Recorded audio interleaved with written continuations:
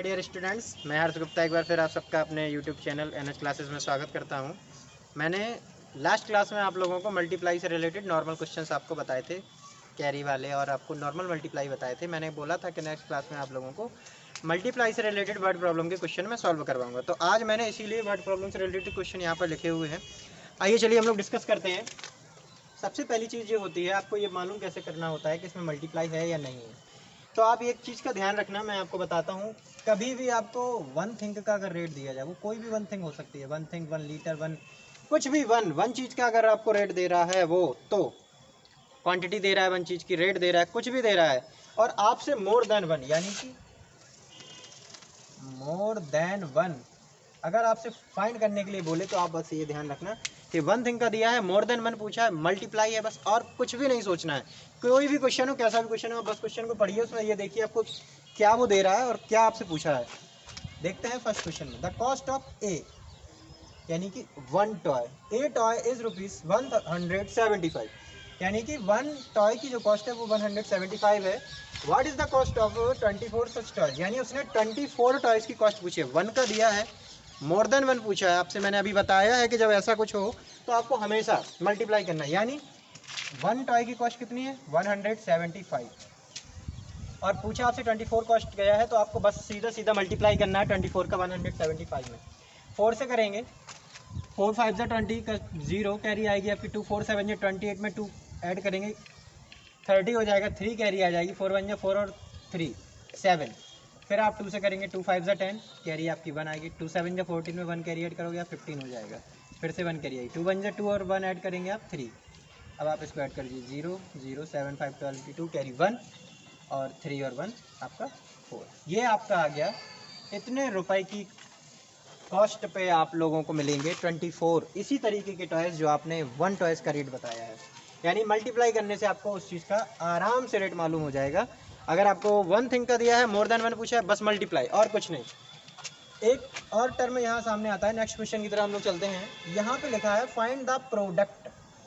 मैंने आपको first class में भी बताया था मल्टीप्लाई की, कि प्रोडक्ट और मल्टीप्लाई यानी कि एक दूसरे के सिनोनिम्स कह सकते हैं। प्रोडक्ट के लिए अगर आपसे बोला जाए तो आपको वहाँ पर भी मल्टीप्लाई ही करना है। अगर मल्टीप्लाई नहीं लिखा हो तो आप ये समझिए कि सबसे पहले आपको मल्टीप्लाई ही करना है। तो आप मल्टीप्लाई का यूज साइन लगा दीजिए। बी क्वेश्चन की तरफ चलते हैं। ये क्वेश्चन हो गया आपका। आपसे पूछा है प्रोडक्ट करना किसका, अब ये देखिए, लार्जेस्ट 3 डिजिट नंबर। मैंने आपको क्या बताया था लास्ट क्लास में कि कितने भी डिजिट का लार्जेस्ट नंबर पूछे, जितने डिजिट का पूछेगा उतने ही टाइम्स आपको 9 बनाना है।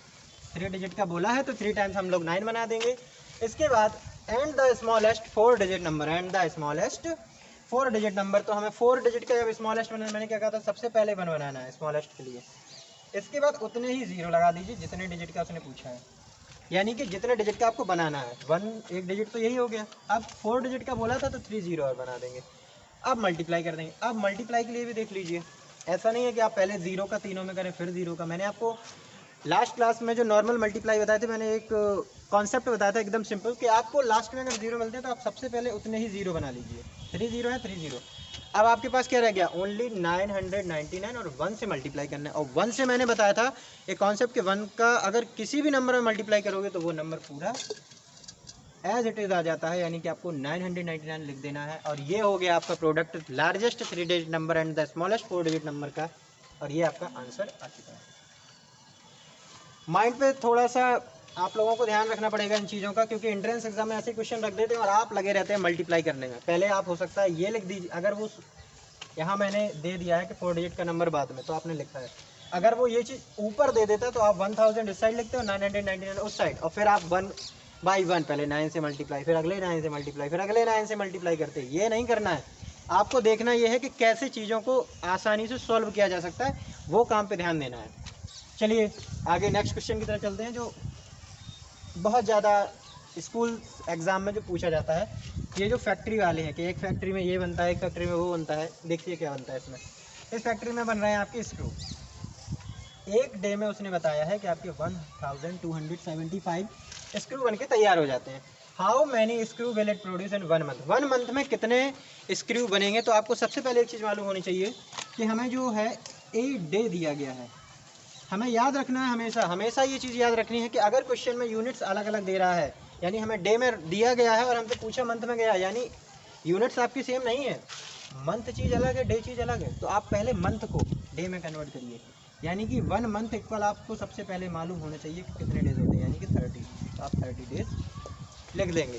अब आपसे पर मंथ के लिए पूछा है तो आप 1275 में 30 से मल्टीप्लाई कर दीजिए, तो आपको मालूम चल जाएगा कि 1 मंथ में कितने स्क्रू रेडी होते हैं। यानी कि 0 का 0, जैसा कि मैंने यहाँ बताया था, जितने जीरो हों पहले वो लिख लो, 1 0 है 1 0 ले। आप 3 से मल्टीप्लाई आराम से कर सकते हैं। 3 5 से 15, 1 कैरी आ जाएगी। 3 7 जा 21, 21 में 1 ऐड करेंगे 22, फिर 2 कैरी आएगी। 3 2 जा 6, 6 में 2 ऐड करेंगे आपका आ जाएगा 8।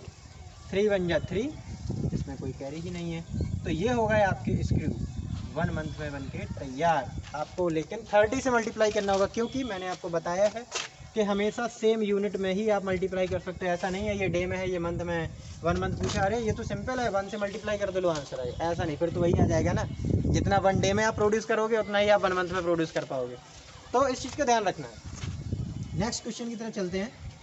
425 apples are packed in a box. 1 box है जिसमें 425 एप्पल्स को आसानी से बिल्कुल अच्छे तरीके से पैक किया जा सकता है। उसने बोला है how many such apples will be packed in 52 such boxes. यानी कि ऐसा ही जो जैसा एक बॉक्स जिसमें 425 एप्पल्स पैक हो रहे हैं, वैसे ही अगर 52 बॉक्सेस हों तो उसमें कितने एप्पल्स को पैक किया जा सकेगा, मतलब हमें कितने एप्पल्स की ज़रूरत पड़ेगी उसमें पैक करने के लिए बॉक्स में।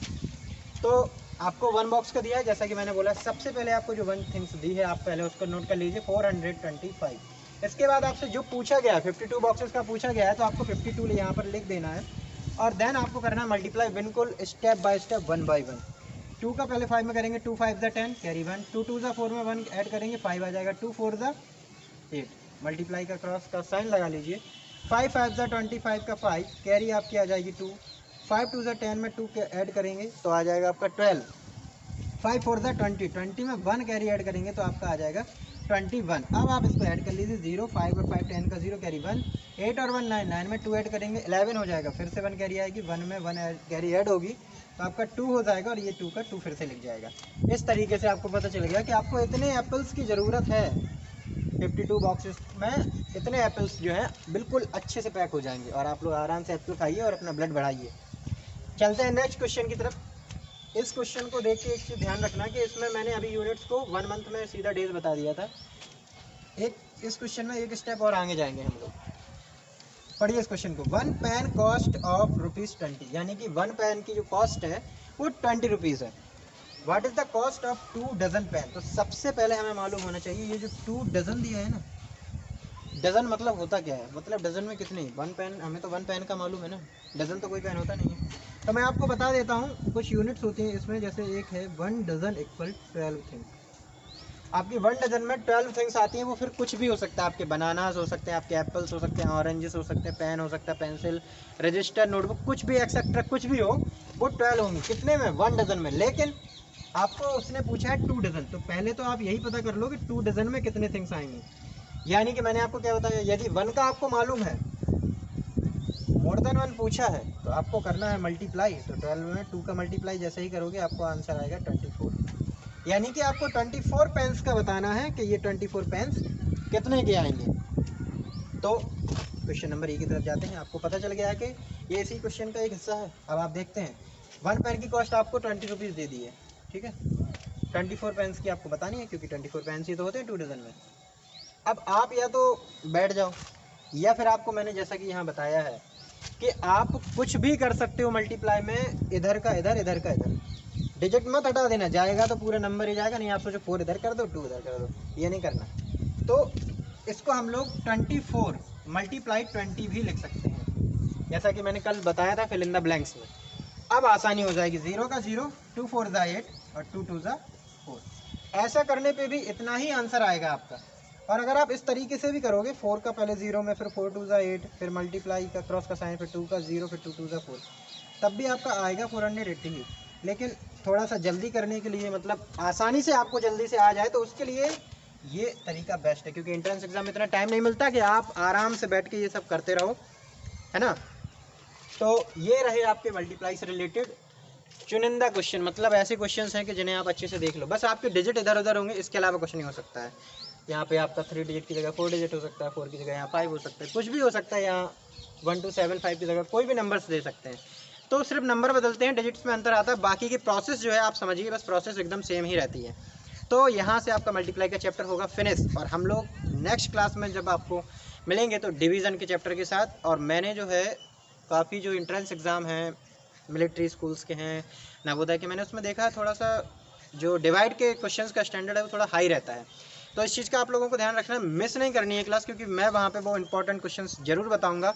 आप लोगों ने अच्छे से देखिएगा ताकि आप लोग एंट्रेंस एग्जाम में उन क्वेश्चंस को बहुत ही आराम से कर सकें, बिल्कुल ईजी तरीके से कर सकते हैं।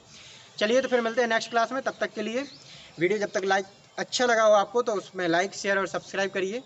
और फिर नेक्स्ट क्लास में हम डिवीज़न के ढेर सारे क्वेश्चंस जो आपके एंट्रेंस एग्जाम में भी पूछे जाते हैं उनके साथ मिलेंगे आप लोगों को। तब तक के लिए थैंक यू।